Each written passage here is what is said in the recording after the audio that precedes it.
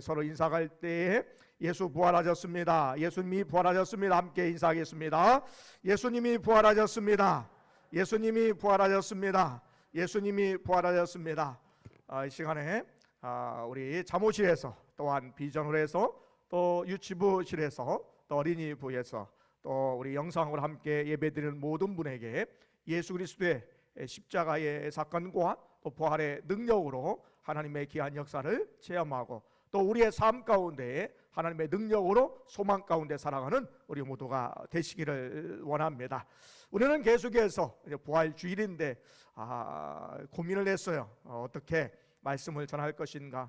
그런데 말씀은 다 연결이 되는 것이고 또한 말씀을 묵상하면서 부활의 주님을 찬양하고 또 우리가 부활의 주님을 맞이하면서 어떻게 나아갈 것인가에 대한 말씀을 우리가 함께 나누기를 원합니다. 그래서 오늘 에스라 10장에 있는 말씀, 오늘 에스라 마지막에 있는 말씀입니다. 우리는 계속해서 에스라와 느헤미야에 있는 말씀을 통하여 우리의 신앙을 점검하면서 이스라엘 백성들이 바벨론 땅에서 돌아와 무너졌던 성전을 재건하고 성벽을 재건하는 사건을 통하여 우리가 함께 교훈을 나누고 있습니다. 에스라 1장에 있는 말씀에 바사왕 고레스 왕이 바벨론의 포로로 잡혀왔던 사람들에게 너희가 예루살렘으로 돌아와 성전을 재건하기를 원하는 사람은 다 올라가라 라는 명령을 줍니다. 그래서 바벨론의 포로로 잡혀갔던 이스라엘 백성들이 돌아오는 일들을 기록하고 있습니다. 2장에 있는 말씀은 돌아왔던 사람들이 누구인가 그 명단을 기록한 것이 2장에 있는 말씀이고 3장에 있는 말씀은 예루살렘에 올라왔던 사람들이 이제 성전터에 제단을 세우고 또한 아침과 저녁으로 번제를 드리면서 또 하나님께 나아가는 그런 일들이 기록되어 있습니다. 그래서 성전의 공사가 시작이 됩니다. 4장에 있는 말씀이 보니까 유다와 베냐민의 대적들이 성전 재건 공사를 방해하고 있음을 알게 됩니다. 그런데 한참 이후에 16년이 지났는데도 성전 재건이 이루어지지 않자 학개와 스가랴를 통하여서 우리가 이러면 안 된다, 하나님의 명령이고 또 말씀대로 우리가 준행해야 된다 라고 하는 말씀에 따라서 성전 재건이 시작이 됩니다.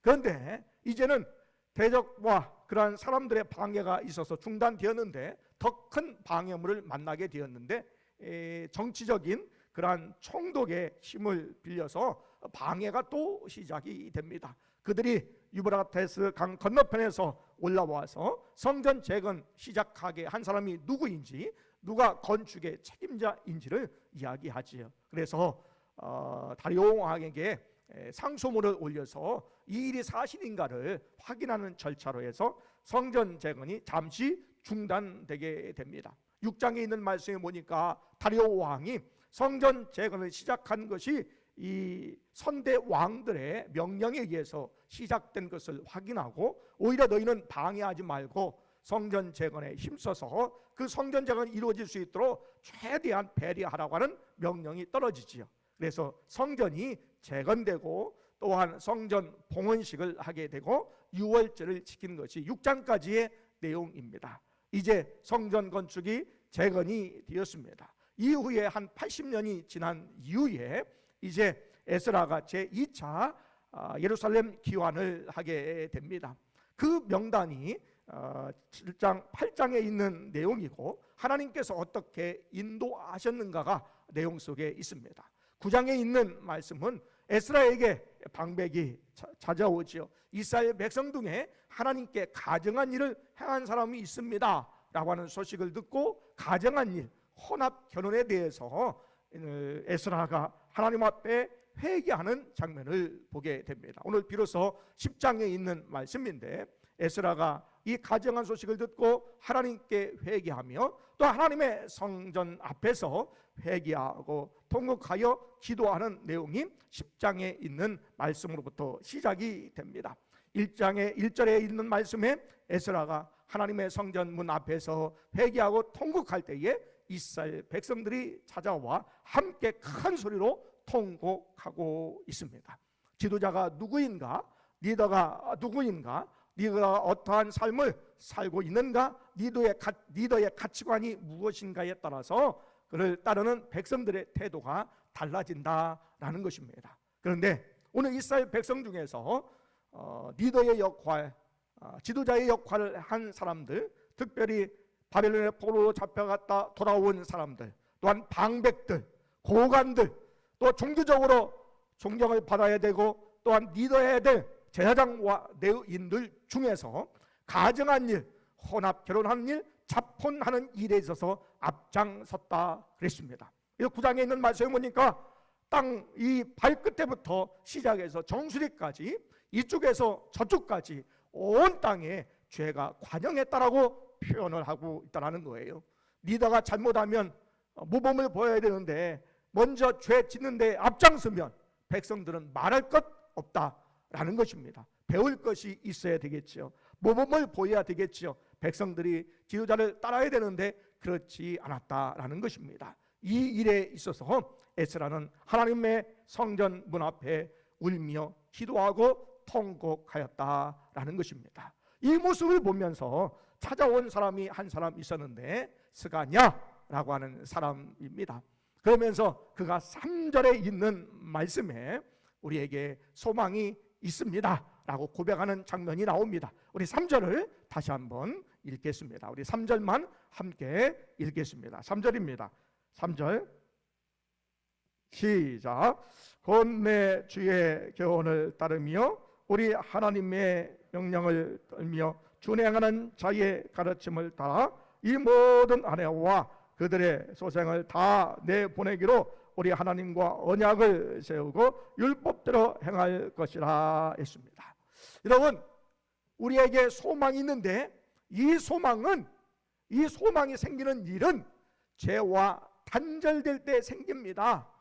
우리가 이방의 여인을 아내로 삼은 것과 그 소생들을 내보낼 때에 우리에게 소망이 있습니다 라고 주장을 하고 있습니다. 우리에게 소망이 있습니까? 우리에게 소망이 있기를 위해서는 죄와 단절해야 된다라는 것입니다. 오늘 이 죄의 단절에 대해서 스가냐가 우리가 도울 테니 그 일을 행하시옵소서, 일어나시옵소서라고 에스라에게 이야기를 하는 장면을 보게 됩니다. 오늘 하나님의 말씀에 따라 죄와 단절할 때에 소망이 있다라는 것을 말씀하고 있습니다. 이에 에스라가 하나님의 성전에 들어가 금식한 후에 바벨론 포로로 잡혀갔다 돌아온 자손들에게 명령을 합니다. 너희가 3일 안에 예루살렘으로 올라오지 아니하면 재산을 다 몰수하고 이 이스라엘 공동체 내에서 쫓아낼 것이다 라고 명령합니다. 여러분, 죄와 단절시키기 위해서는 단호해야 됩니다. 단호하지 않으면 죄를 끊어낼 수 없습니다. 좀 쉽게 그냥 봐주면 죄를 단절하지 않습니다. 신앙은 그래서 죽고 사는 문제이지요. 내가 교회에 나가야 됩니다. 기도해야 됩니다. 말씀을 또 읽고 듣고 배워야 됩니다 라고 하는 것이 우리의 신앙의 결단으로 나와야 됩니다. 그런데 1년 중에 일주일 하루라도 한 주일이라도 교회에 나오지 않으면 우리 하립교회의 명부에서 빼겠습니다 라고 하면 다른 교회로 가시겠지만 이러한 마음의 결단을 가지고 예수를 믿어야 된다라는 것이에요. 신앙은 때로는 단호해야 됩니다. 견고해야 됩니다. 끌어내야 됩니다. 그래야 올바른 신앙을 살아갈 수가 있다는 것이지요. 오늘 이스라엘 백성들에게 단호하게 얘기합니다. 에스라는 사실 이러한 능력이 없어요. 때로는 이런 법령을 세울 수 있는 기회는 주었지만 이런 법령을 집행할 수 있는 권력은 있는 것은 아니었어요. 그러나 그런 단호하게 선포합니다. 올라오지 않으면 재산을 몰수하겠다. 공동체에서 내가 쫓겠다 라고 단호하게 선언하고 있습니다. 그때에 3일 만에 이스라엘 백성들이 예루살렘 성전 문 앞에 모입니다. 그들은 가증한 일, 혼합 결혼한 일, 자폰한 일, 이방 여인을 받아들여서 이방 여인 때문에 가정에, 신앙의 부분들이 다 무너지고 이스라엘 공동체를 무너뜨릴 수 있는 그러한 기회를 만들었던 가증한 일에 대해서 벌벌 떨었습니다. 그리고 이날은 9월 20날 이스라엘 역으로 본다면, 달력으로 본다면 11월 달 혹은 12월 달 우기를 이야기하고 있는데, 비 오는 날, 큰 비가 오는 날, 비가 오는 이 우기철에 그들이 함께 밖에 모여 있었다라는 거예요. 그래서 영혼은 춥고 육체는 또 춥고 마음도 춥고 실질적으로 이 심령에 추운 것을 느끼고 그들은 하나님의 전 앞에서 벌벌 떨고 있었다라는 것입니다. 왜 그랬을까? 우리는 죄에 대한 심각성을 알아야 된다라는 거예요. 죄의 결과는요, 죽음입니다. 아담과 하와가 에덴 동산에서 하나님의 창조 이후에 모든 것은 다 가능하나 동산 중앙에 있는 선악을 알게 하는 나무의 열매는 먹지 말라, 네가 먹는 애는 반드시 죽이라고 했습니다.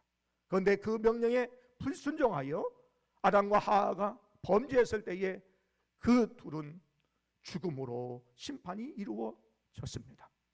죄의 삭은 사망입니다. 죄는요, 죽음입니다.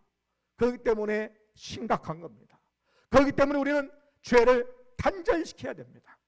죄를 끊어내야 소망이 있다라는 것이죠. 여러분, 우리의 죄를 단절시키고 또한 끊어내는 여러분 되시기를 원합니다. 에스라 11장에 있는 말씀에 이제 너희 조상들의 하나님 앞에서 죄를 자복하고 그의 뜻대로 행하여 그 지방 사람들과 이방 여인을 끊어버리라 그랬습니다. 여기서 자복이라고 하는 단어가 나옵니다. 자복은 자기의 죄를 고백하고 복종하는 것을 자복이라는 것이죠. 자복은 히브리어로 토라입니다. 좀 의문을 얘기한다면 우리의 죄악을 토로하고 또한 우리가 뱉어내는 그러한 죄의 고백이 우리에게 있어야 됩니다. 이 자백이라고 하는, 이 토라라고 하는 이 의미 속에는 성경의 번역자들이 자백으로 번역을 했지만 많이 쓰이는 의미는 뭐냐면 찬송, 찬미라고 하는 의미입니다. 우리가 하나님을 찬양하기 위해서, 우리가 예배하기 위해서, 하나님께 나아가기 위해서는 죄를 자복해야 된다는 거예요. 죄를 우리가 자백해야 된다는 거예요. 그래야 온전한 예배자로 설 수 있고 그 예배자의 삶을 통하여 우리의 삶 가운데에 하나님 받으실 만한 삶을 살아가게 된다는 거예요. 오늘 우리가 예배를 드리지만 먼저 합당한 예배자가 되기 위해서 하나님이 나를 받으시고 우리의 심령을 받으시고 우리의 물질을 받으시고 우리의 마음을 받으시기 위해서는 우리가 먼저 죄를 자백해야 된다라는 거예요. 그럴 때에 소망이 있다라는 것입니다. 혹시 여러분에게 나의 죄가 있습니까? 여러분, 내가 생각나는 죄가 있습니까? 여러분, 그 죄를 끊어내는 여러분 되시기를 원합니다. 단절해 내시기를 원합니다. 그래야 소망이 있다라는 것이지요. 오늘 여전히 그들은 죄의 단절에 상당히 어려웠을 거예요. 죄와 단절을 하는 것이 상당히 어려웠을 것입니다. 많은 사람들이 큰 소리로 얘기합니다. 에스라가 이 말 한 이에 있어서 이방 여인을 또한 그러한 땅에 있는 사람들과 교제하는 일에 있어서 우리가 하지 않겠습니다 라고 선언하면서 이야기합니다. 그러나 지금은 아니고 라는 거예요. 날씨가 춥고 비가 많이 오고 또한 사람들이 밖에 너무 많이 있으니까 지금은 아니라는 거지요. 시간이 좀 그들에게 필요했습니다. 시간을 두고 생각해야 될 것이 있었습니다. 왜냐하면 이방 여인을 어떻게 내보낼까라는 거예요. 왜냐하면 이방 여인을 통해서 낳은 자식도 있었습니다. 그러니 그들을 어떻게 내보내느냐라는 거예요. 해야 하는 것은 마땅합니다. 단절하는 것은 마땅합니다. 그런데 그들에게는 시간이 좀 필요했다라는 거예요. 그래서 지금 당장 말고 우리가 지금 오늘은 비가 오고 날씨가 추우니 지금 말고 우리 중에 대표를 좀 세워가지고 위원회를 좀 구성해서 조사한 이후에 그들이 누구인지 살펴본 이후에 이 이방 여인을 내어 보내는 것이 좋겠습니다 라고 방법을 제시하는 거지요. 왜냐하면 그 동네에 또 그때에 주된 그러한 이혼할 때의 방법이 있었어요. 뭐냐면 이혼을 하게 되면 이 여인에게 평생 살 수 있는 집을 마련해 줘야 되고 먹고 살 수 있는 것을 제공해야 되었고 재산을 분할하는 문제가 있었어요. 그냥 함부로 그냥 무조건 내보내는 것이 아니었다라는 거예요. 그러니까 오늘 시간이 좀 필요하고 생각할 것이 필요하고 어떻게 해야 될까라고 하는 시간이 필요했다라는 거예요.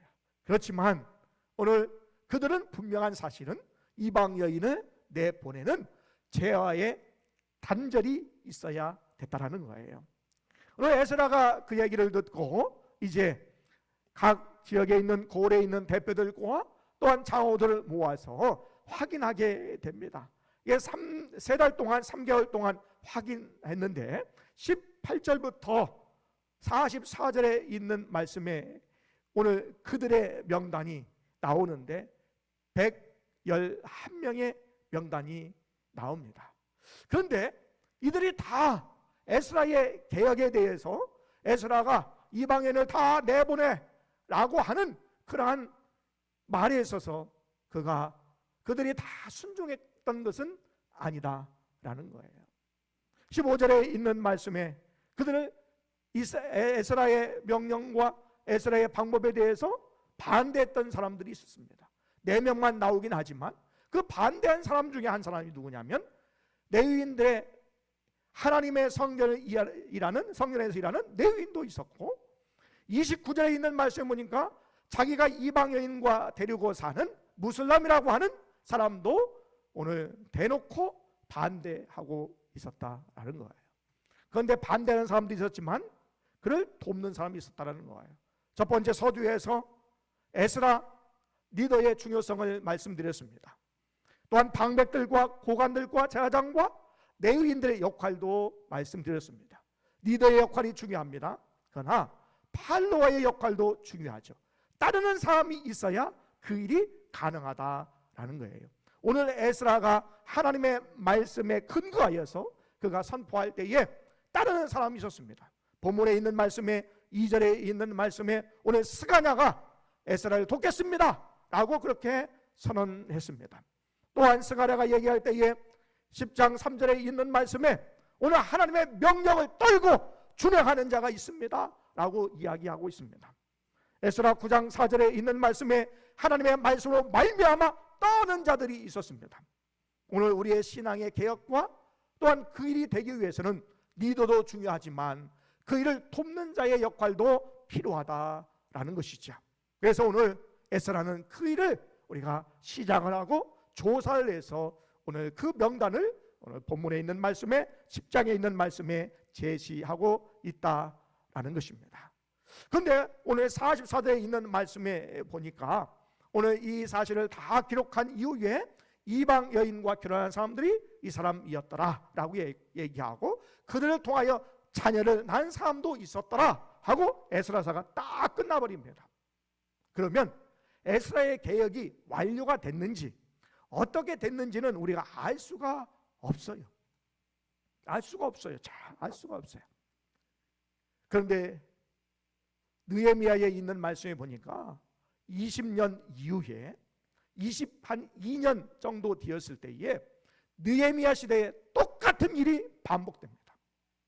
아스돗과 모압과 암몬 여인을 아내로 받아들인 사람이 있었는데 그 아내로 받아들인 그 가정의 자녀가 아스돗 방언은 할 줄 아는데 유다 말은 하지 못하는 지경까지 이르게 되었습니다.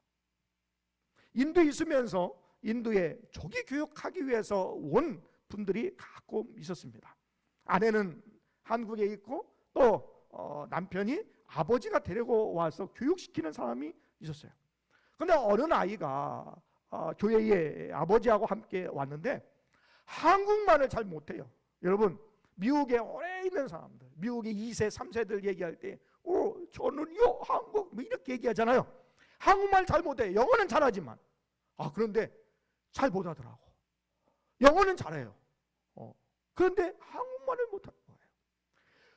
오늘 이스라엘 땅에 살지만 그가 분명히 유다 사람이지만 자식이 분명히 유다 사람이지만 오늘 유다 말은 이스라엘 말은 못하고 오늘 이방 여인을 통해서 배웠던 오늘 아소도 방언만 말만 하게 되었다라는 거예요.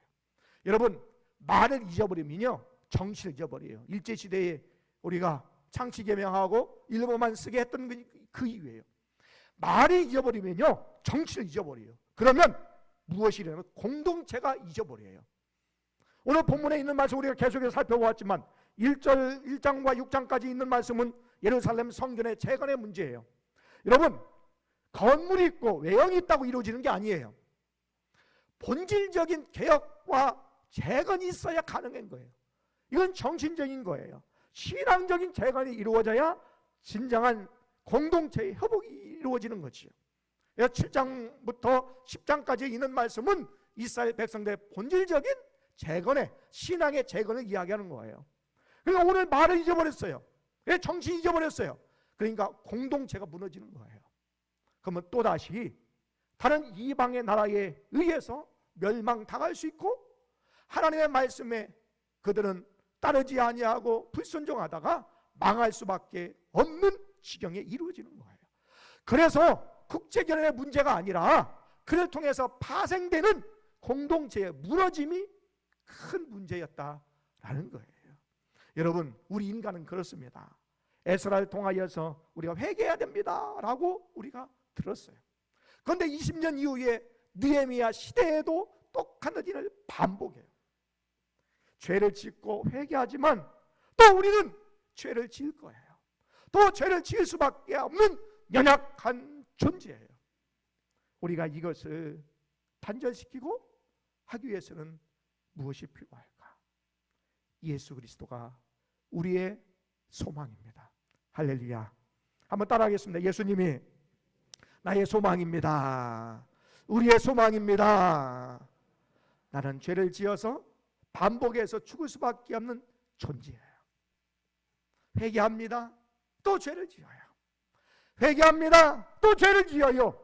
그 죄는요 우리는 사망이 될 수밖에 없어요. 그런데 예수님께서 갈라디아 2장 20절에 있는 말씀에 이제는 내가 그리스도와 함께 십자가에 못 박혔나니 그런즉 이제는 내가 산 것이 아니요 내 안에 그리스도께서 사시는 것이라. 이제 내가 육체 가운데 사는 것은 나를 사랑하사 나를 위하여 자기 몸을 버리신 하나님의 아들을 믿는 믿음 안에서 사는 것이라. 할렐루야. 우리가 십자가에 예수님께서 돌아가실 때에 그 십자가에 누가 죽었느냐면 나도 죽은 거예요. 예수님만 죽은 것이 아니라 나도 죽은 거예요.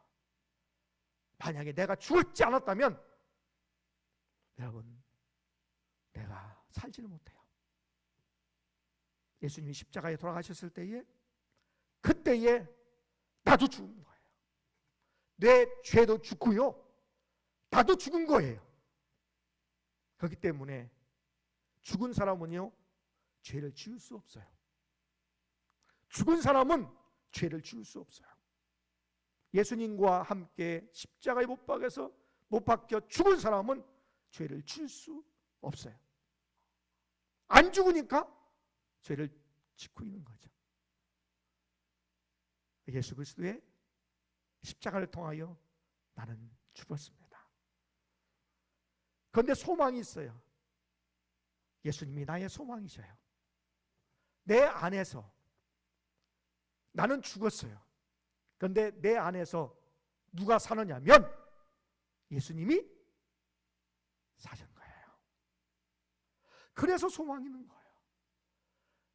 내가 살아서 내가 살려면 내가 죄 가운데 그대로 있지만 나는 죽고 예수님이 내 안에서 사셨기 때문에 나에게 소망이 있는 거예요.